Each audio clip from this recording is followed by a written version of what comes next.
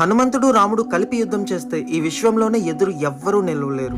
కానీ ఒకసారి హనుమంతుడికి రాముడికి మధ్య యుద్ధం జరుగుతుంది.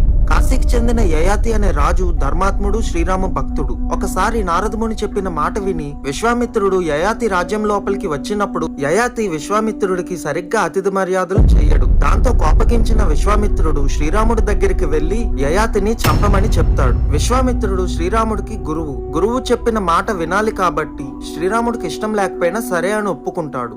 ఈ విషయం తెలుసుకున్న యయాతి రాముడు తనని చంపేంత తప్పు ఏం చేశాడా అని తెలియక ఆందోళన పడతాడు. అయినా రాముడు అంతటి వాడు తనని చంపాలనుకుంటే ఈ విశ్వంలో తనని ఎవ్వరూ కాపాడలేరు అనుకొని చాలా భయపడతా ఉంటాడు. ఇంతలో నారదముని అక్కడికి వచ్చి నీ ప్రాణాలు కాపాడుకోవడానికి అంజనీమాత దగ్గరికి వెళ్ళు అని చెప్తారు. అంజనీమాత దగ్గరికి చాలా భయంతో వచ్చిన యయాతిని చూసి అంజనీమాత నీకేం జరగదు నాయనా, నా కొడుకు హనుమంతుడు ఉన్నాడు అని చెప్పి అభయం ఇస్తుంది.